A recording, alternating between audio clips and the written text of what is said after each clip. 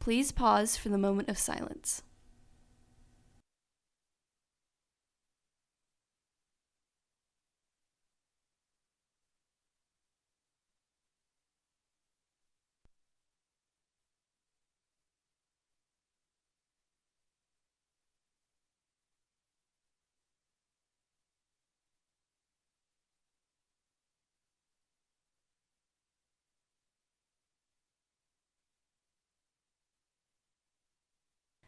Please stand for the pledges.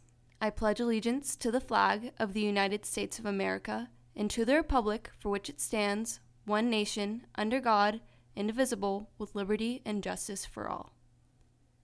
And now for the Texas Pledge. Honor the Texas flag. I pledge allegiance to thee, Texas, one state, under God, one and indivisible.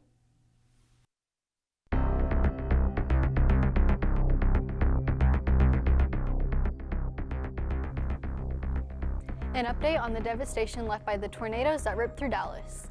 And instead of flying cars, we have flying pharmacies. All this and more coming up on NHSTV Live.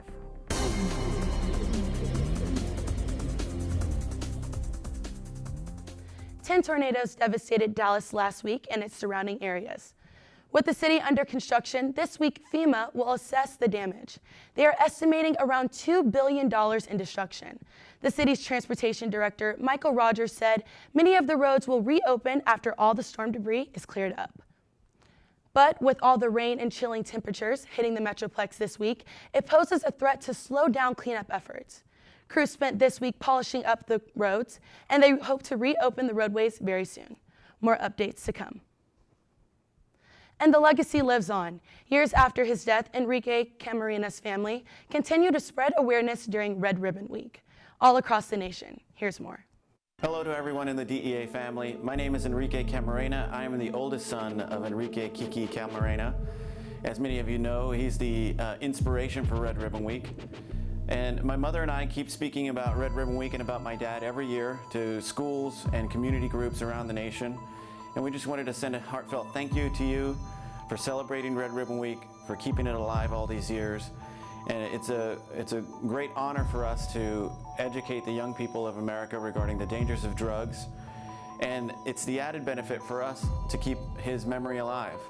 And so we tell the story about what happened to him, the dangers that he faced, the sacrifice that he made. And we just thank you for helping us in and participating with us in honoring him with Red Ribbon Week. I think it's important for people to know not only about the dangers of drugs, obviously, but about his life and why he inspired so many to start Red Ribbon Week and to keep Red Ribbon Week going for over 30 years. Also Texans, tonight in the Pack, our orchestra will have their fall concert at 7, with songs like City of Steel and October, plus a soloist performance from Bowen and Aiden Devlin. Make sure to come out and support. Seniors, even though graduation is 7 months away, it'll be here before you know it. Your Jostens graduation orders are due October 31st. Tomorrow and Thursday, Jostens representatives will be here during all lunches in the Student Union.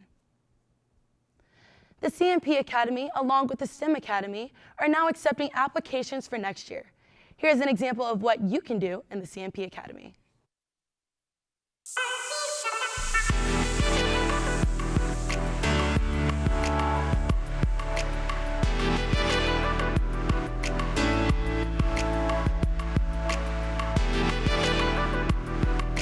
In the CMP Academy, we have graphic design, photography, and audio-video production.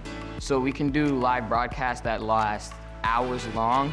We're getting footage, we're working on it, and basically we have to be at a very professional level to pull off a good broadcast that's lasting these hours long. So in graphic design, we make logos, we do advertisements for different companies around us. You can be a photographer, you can go into journalism. You can be an editor, a graphic designer, a producer, a news anchor.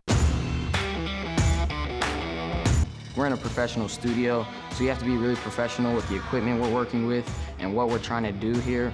And then you really learn a lot of communication because you have to work with the other students. I am ahead of a lot of people that I'll be going to college with because I'm already in a newsroom every day. I'm already in a news setting that other people will not have.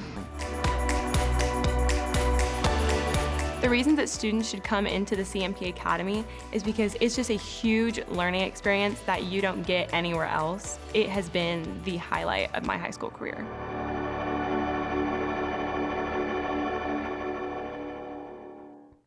If you're interested in joining the Creative Media Production Academy next school year, this is your chance. We'd love to have you as a staff member at NHSTV, or you can be a graphic designer or on the yearbook staff, even as a commercial photographer. You must be a current freshman or sophomore.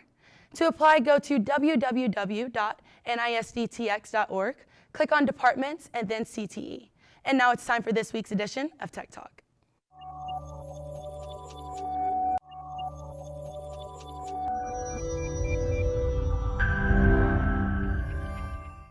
Texans, Google has officially declared quantum supremacy with their new quantum computer.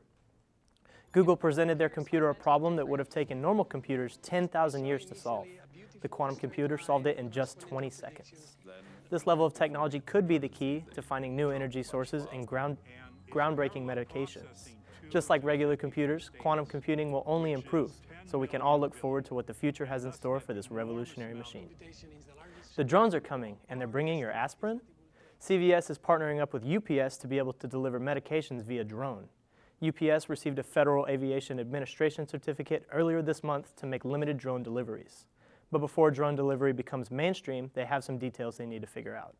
The FAA is developing important rules, such as giving authorities a way to remotely identify drones. The drones flying will be automated on a pre-planned route with a human supervising the flight, able to take over if anything goes wrong. The drones will be able to deliver packages up to 5 pounds on your front doorstep in less than 10 minutes. Personally, I think this is going to speed up the medication delivery process tremendously and would be huge for people with disabilities and diseases. Next Tuesday, I'll be talking about Apple releasing AirPod Pros. That's all I got for you guys on this week's edition of Tech Talk.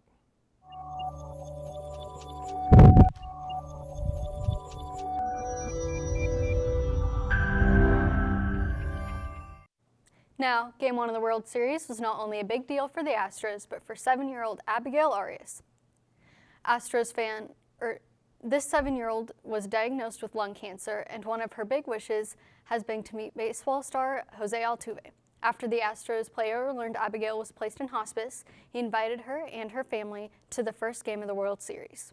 Before the game, Abigail met up with Altuve and gave him a bracelet that he could wear during the game, also requesting that he hits a home run for her, and he did not disappoint. Ready, set, prep.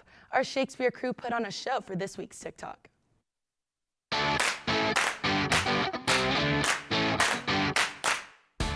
I used to be so beautiful, now look at me. My actions are unbeautiful, it's clear to see.